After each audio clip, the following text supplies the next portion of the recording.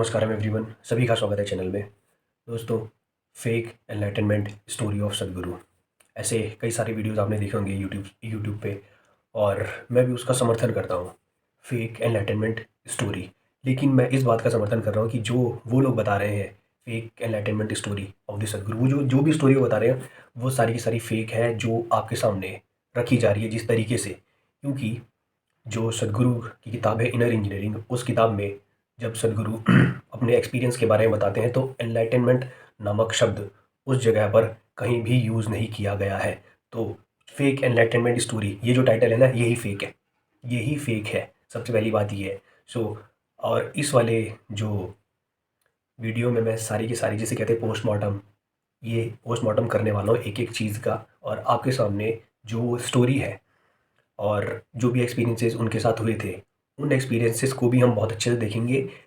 केवल उनके एक्सपीरियंसेस को नहीं, कुछ मेरे साथ भी एक्सपीरियंसेस हुए हैं और कई सारे लोगों को मैं जानता हूँ जो लोग हठ योग के प्रैक्टिशनर्स हैं, उनकी भी एक्सपीरियंसेस मैं आप लोगों के साथ शेयर करूँगा। और जल्दी ही मेरे एक हठ योगा टीचर से मेरी मुलाकात हुई थी, उनके साथ भी मैं जल्दी से जल्दी एक पॉडकास्ट करने की कोशिश करूँगा। और एक और हठ योगा टीचर है धर्म मित्रा, जिनका चैनल है द योगी स्पॉट। मैंने उनसे रिक्वेस्ट करी है कि वो मेरे साथ एक पॉडकास्ट करें, तो देखते हैं वो पॉडकास्ट अगर करें तो मज़ा ही आ जाएगा।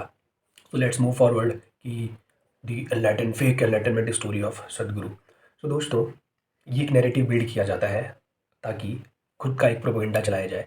सो लेट्स सी कि जिस जिस कहानी की वो बात कर रहे हैं, उस कहानी में होता क्या है। सदगुरु जब चामुंडी हिल पे जाते हैं किसी एक दिन, ये उस समय की बात है जब वो लगभग 25 साल के थे, और वो कुछ बिजनेसेस ऑलरेडी चला रहे थे। कंस्ट्रक्शन के बिजनेस में वो टॉप टॉप नंबर पे थे और बहुत अच्छा वो पैसा कमा रहे थे।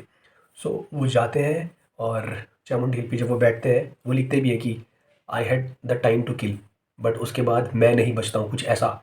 सो वो एक पत्थर पे जाके बैठते हैं और थोड़े समय के बाद उनको ये एक्सपीरियंस होता है कि वो डिफरेंशिएट नहीं कर पाते हैं कि वो क्या है और जिस पत्थर पे वो बैठे हैं वो क्या है। जो एयर वो ब्रीथ कर रहे थे, इन दोनों में डिफरेंस नहीं कर सकते थे। वो कहते हैं कि मैंने हर जगह अपने आप को पाया। सो इसी को लोगों ने कह दिया कि ये एनलाइटनमेंट है। ओके, अब सदगुरु ने उस किताब में उस जगह पर एनलाइटनमेंट नामक शब्द यूज़ नहीं किया। क्यों नहीं किया? क्योंकि इतने बड़े बड़े जो शब्द होते हैं, इन शब्दों से केवल और केवल कन्फ्यूज़न क्रिएट होता है और लोग जो है किसी चीज़ को पाने की चाहत करने लगते हैं और तब माइंड गेम खेलने लगता है उनके साथ। और ये जो अवस्था है जिसमें आप अपने आप को हम डिफरेंशिएट नहीं कर पाते अपने आप और किसी और चीज़ में, तो ऐसी अवस्था को समाधि भी बोला जाता है।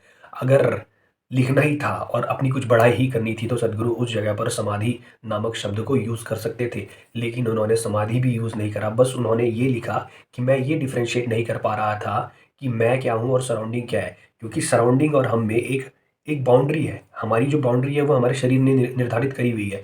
तो उस समय पर वो उन्होंने अपनी फिजिकैलिटी लूज़ कर दी थी और उन्होंने हर जगह अपने आप को पाया था। एक बार मैं स्वामी विवेकानंदा का भी एक्सपीरियंस पढ़ रहा था, उनको भी कुछ इसी प्रकार का एक्सपीरियंस हुआ था जब वो श्री रामकृष्ण परमहंस के अंडर मेडिटेशन किया करते थे, तो उनका भी ये कुछ इसी प्रकार का एक्सपीरियंस था।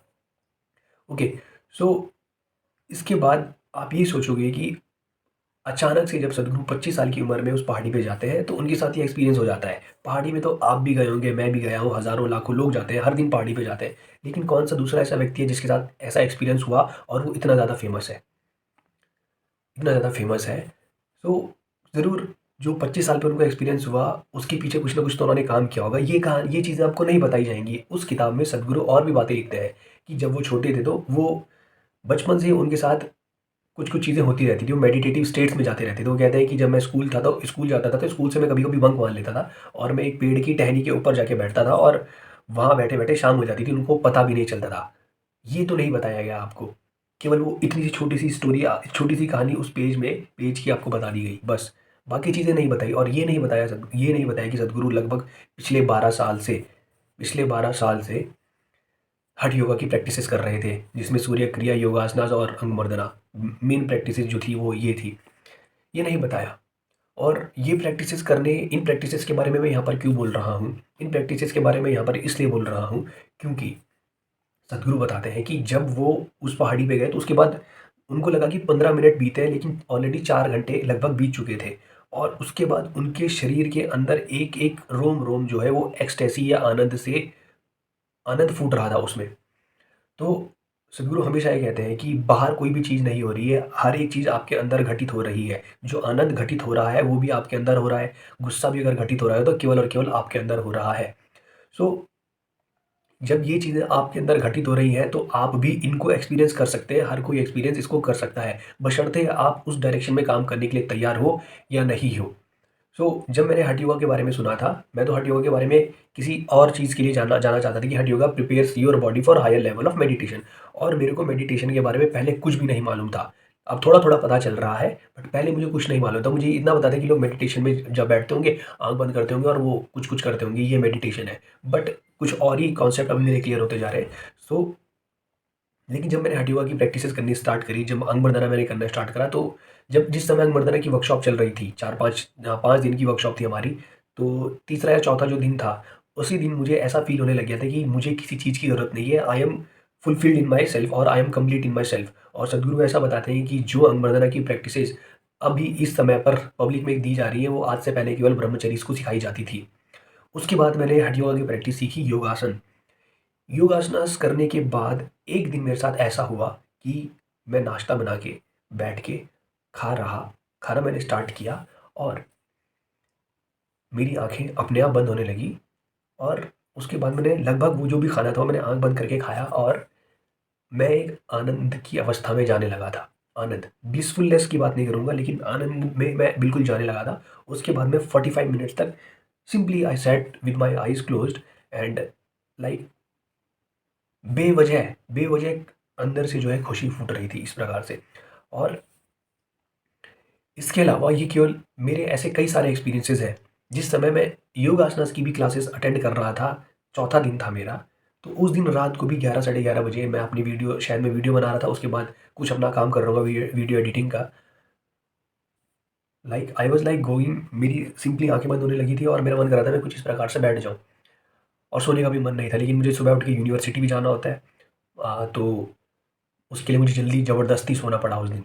ओके, तो ये भी स्टेट्स मैं उन दिनों अचीव करने लगा था जब मैं केवल योगासनास सीख रहा था। 4 ही दिन हुए थे, ये सीखने के दौरान है, पूरा मैंने सीखे भी नहीं थे।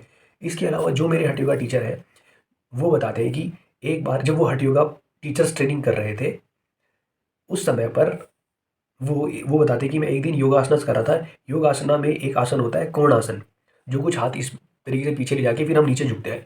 योगा वो कहते हैं कि मैं कोण आसन में था और मैं 30 मिनट तक कोण आसन में ही रहा। वो कह रहे हैं कि मैं 30 मिनट तक कोण आसन में रहा, मुझे पता भी नहीं चला। बोला जब उसके बाद मैं बाहर आया ना, मैं अलग ही लेवल ऑफ ब्लिस में था। 30 मिनट्स, 30 मिनट्स आप एक आसन में कैसे रह सकते हो? सद्गुरु कहते हैं कि दीज़ आसन्स आर, ये सिलेक्टेड आसन्स हैं, जो आपकी बॉडी को एक अलग लेवल ऑफ कॉन्शियसनेस पर, आपको एक अलग लेवल ऑफ कॉन्शियसनेस पर लेके जा सकते हो। अगर आप अपनी बॉडी को एक पर्टिकुलर तरीके से होल्ड करोगे, तो आपकी कॉन्शियसनेस और एनर्जीज़ एक पर्टिकुलर डायरेक्शन में राइज़ होंगी। सो ये चीज़ें हठ योग आपके साथ कर सकती है। ओके। सो जो उस एक्सपीरियंस की बात सद्गुरु कर रहे थे, वो कुछ ऐसा ही एक्सपीरियंस है, लेकिन ये हमारा जो एक्सपीरियंस का स्तर है वो बहुत छोटा है। मेरा तो बहुत ही बहुत छोटा है। जिस एक्सपीरियंस की वो बात कर रहे होंगे, वो ब्लिस और आनंद या एक्सटेसी की बात करते हैं। अलग ही लेवल की एक्सटेसी होगी वो। और वो ऐसा भी कहते हैं कि जिस समय पर वो हठ योगा की क्लासेस कंडक्ट करते थे, सद्गुरु हठ योगा की क्लासेस कंडक्ट करते थे, सिंपल सूर्य नमस्कार करते हुए लोग एक्सटैटिक स्टेट में जाते थे उनकी प्रेजेंस में। हठ योगा इस लेवल तक, हठ योगा का इम्पैक्ट आपके सिस्टम पे इस लेवल तक होता है। सो जो एनलाइटनमेंट वाली स्टोरी आपके सामने रखी गई कि he is trying to fake you, या फिर he is trying to fool you, या फिर वो कहेंगे कि इन्होंने जो अपनी स्टोरी है, वो स्टोरी ओशो से कॉपी करी है, ओशो को कॉपी किया है। ये भी बहुत बहुत बार बोला जाता है ना। तो मैं उनके बारे में तो कुछ कहना नहीं चाहता, ओशो के बारे में कि उन्होंने क्या किया या क्या नहीं किया, लेकिन उनकी जो कहानी है वो भी कुछ इसी प्रकार से बताते हैं, और वो कहते हैं वो अपने आत्मज्ञान की कहानी बताते हैं। ओके, उन पर किसी ने सवाल नहीं उठाया। दूसरी बात, जिस समय पर वो थे उस समय पर बहुत लोगों ने उनको ताने मारे होंगे, लेकिन आज सदगुरु को गलत प्रूव करने के लिए लोग ये बोलेंगे कि वो ओशो को कॉपी करते हैं। इस चीज़ को समझना। ओशो भी अपनी कहानी कुछ ऐसे बताते हैं कि एक दिन कुछ ऐसा हुआ कि वो लेटे हुए थे बिस्तर में और अपने कमरे के अंदर लेटे थे। वो कहते हैं कि अचानक से मुझे ऐसा लगा कि कमरा मेरे लिए छोटा है। फिर वो घर से कमरे से बाहर चले गए और फिर उनको ऐसा लगा कि वो एक्सपैंड हो रहे हैं, कुछ इस प्रकार से उनकी एनलाइटनमेंट की स्टोरी थी। यूट्यूब पे शायद आज की डेट में वो अवेलेबल नहीं है, क्योंकि जिस समय पर मैंने सुनी थी उसके बाद 2 या 3 साल पहले सुनी थी मैंने, और उसी समय पर जैसे जब मैंने वो ऑडियो या वीडियो सुन लिया था, तो उसके कुछ दिन बाद ही वो वीडियो यूट्यूब से डिलीट कर दिया गया था। अगर वो ऑडियो या वीडियो अवेलेबल होगा अभी, तो मैं उसका लिंक भी डिस्क्रिप्शन में दे दूँगा। सो अगर सद्गुरु बोले तो फेक, कोई और बोले उसकी कहानी सही हो सकती है, लेकिन ये कहेंगे ये एक एनलाइटनमेंट नामक शब्द भी यूज़ नहीं कर रहे हैं। तभी भी आपके सामने ऐसे रिप्रेजेंट किया जा रहा है कि वो कहते हैं कि ये मेरी एनलाइटनमेंट की स्टोरी है। So don't fall for this kind of prey. और दूसरी बात ये है कि अगर आपके सामने किसी बुक का एक छोटा सा पेज लेकर आया जा रहा है, तो आप ये देखें कि अगर आपको सही में जानना है, तो आप पूरा पूरी बुक पढ़ें और उसका कॉन्टेक्स्ट क्या है, किस संदर्भ में वो चीज़ कही गई है, वहाँ पर उसको भी जानने की कोशिश करें। सद्गुरु ने कभी भी ये नहीं कहा कि मैं एनलाइटेंड हूँ या कुछ इस प्रकार से बहुत बड़े स्केल पे, लार्ज स्केल पे कभी ऐसी बातें नहीं करी है। आओ तुम्हें मैं एनलाइटनमेंट देता हूँ, ऐसा कुछ भी नहीं बोला है। सो बेवकूफ़ ना बने, और जो पॉसिबिलिटी आपके सामने है उनकी फॉर्म में, सद्गुरु की फॉर्म में, उसको मिस ना करें। ओके, जितनी भी ये वीडियोस मैं आपके सामने ला रहा हूँ, इसका एक ही मोटिव है कि जो पॉसिबिलिटी, जो चीज़ें हमने एक्सपीरियंस करी है, हमारे जैसे हज़ारों लाखों लोगों ने एक्सपीरियंस करी है, आप लोग उस चीज़ को मिस ना करवाएं या फिर मिस ना कर जाएं। वो भी इसलिए कि आपने कोई एक वीडियो देखी और सोचा कि ये तो ऐसी बेवकूफ़ बनाता है। मैं अपनी एक स्टोरी बताता हूँ आपको कि 2016 में मैं एमटेक में था, तो उस समय पर मैंने एक लड़के को सदगुरु का वीडियो देखते हुए देखा था। वो यूथ एंड ट्रूथ का वीडियो देख रहा था। उस समय पे सदगुरु ने येलो कलर का कुर्ता पहना था। तो उस समय मैं भी बहुत सारे लोगों को सुनता था और मैं बहुत सारे जो कथाएँ वगैरह सुनता था, व्यास लोगों को सुनता था। तो उस समय मेरा बिल्कुल परसेप्शन ये बन गया, और उस समय पे कुछ बाबा लोग चल रहे थे जिनका नाम खराब हो चुका था। तो मैंने जब सदगुरु को देखा, तो मेरे को लगा ये भी कुछ ऐसे ही है, क्योंकि ये 2016 की बात है। और 2018 में मेरे हाथों में इनर इंजीनियरिंग नामक जो बुक है, किसी व्यक्ति ने मुझे लाकर दी, और उसके बाद से मेरे सारे जो सवाल थे वो सब खत्म हो गए। तो ये वीडियोस केवल आपके सामने इसलिए है कि आप वो पॉसिबिलिटी मिस ना कर दो। 2018 में मेरी जर्नी स्टार्ट हुई, 2000 क्या पता 2016 में स्टार्ट हो जाती, क्योंकि मैंने उस समय उनको देखा और मेरे माइंड में जो था कि ये तो सारे ऐसे ही होते हैं। So don't miss the possibility, इसलिए ये वीडियोस बनाए जा रहे हैं। जितने ज़्यादा लोगों तक शेयर कर सको, उतने ज़्यादा लोगों तक वीडियोस शेयर करना। और सदगुरु कभी भी एनलाइटनमेंट नामक शब्द का प्रयोग करने से बचते हैं। आप यूट्यूब पे सर्च भी कर लेना। अगर लोग उनसे पूछेंगे कि व्हाट इज़ एनलाइटनमेंट, और अगर मैं शांभवी महामुद्रा करूँगा तो मैं एनलाइटेंड हो जाऊँगा क्या, उनका जवाब कुछ अलग तरीके से होगा। ठीक है? और आपको कोई नहीं बता सकता कि आप कैसे मेज़र करोगे कि कोई व्यक्ति एनलाइटेंड हो गया? क्या क्या मायने हैं इसके? क्या मायने हैं इसके? खुद ही बताएँ, क्या मायने हैं इसके? सोचना इसको। और किसी एक किताब में लिखी गई डेफ़िनिशन जो है, कोई एक वर्ड दिया गया है ना, एनलाइटनमेंट, ये जो एनलाइटनमेंट नामक शब्द डिक्शनरी में रख दिया है, ये क्या उसी व्यक्ति ने लिखा? उसी व्यक्ति ने इसकी मीनिंग लिखी है जो एनलाइटेंड हो गया था? और आपको कैसे पता कि वो व्यक्ति सही में एनलाइटेंड है? उसने तो वो चीज़ लिख दी मतलब में, जो उसने फ़ील किया होगा। तो आप उस चीज़ को इतना बड़ा क्यों बना रहे हो अपने माइंड में? क्यों बना रहे हो? और इसका मतलब ही क्या है? स्पिरिचुअलिटी का मतलब ही कुछ और होता है कि जिस समय जो अभी आपके लिमिटेशंस हैं, आप उनको ब्रेक करें और उनसे फ्री हो, that's it. Shri S N Goenka ji से कोई पूछता है कि बुद्ध बनने के लिए क्या करना चाहिए, कुछ इस प्रकार से, तो वो कहते हैं कि जितने जितने तुम अपने कर्म बंधन तोड़ते जाओगे, उतने उतने तुम बुद्ध बनते जाओगे, कुछ इस प्रकार से है। सो हर किसी के डिफाइन स्पिरिचुअलिटी को डिफाइन करने का तरीका अलग है। तो इन सब शब्दों में ना फंसे और अपने ऊपर काम करें, अपनी लिमिटेशंस को डेली बेसिस पर देखें कि ये ब्रेक हो रही है या नहीं हो रही है। हर प्रकार की limitation, physical limitation, mental limitation, कल को आप जिन चीज़ों से बंधे हुए थे, क्या आज आप उन चीज़ों से मुक्त हो या नहीं हो? ये है मोटिव। केवल हठ योग का मोटिव ये है, शांभवी महामुद्रा का मोटिव ये है, शून्य मेडिटेशन का मोटिव यही है। ओके, संयम का मोटिव भी यही होगा कि आपको जो पुराने पैटर्न्स है ना, उनसे छुटकारा मिलना। उसके बाद तभी तो आप आगे लाइफ को एक्सप्लोर कर पाओगे। That's it. कोई भी प्रोग्राम ऐसा नहीं है जहाँ पर ये बोला जाएगा कि आप एनलाइटेंड हो जाओगे। कोई भी प्रोग्राम नहीं है। So don't fall for this kind of praise, और मिस ना करें आप किसी भी चीज़ को। मिलेंगे फिर अगली वीडियो, तब तक के लिए नमस्कार, धन्यवाद।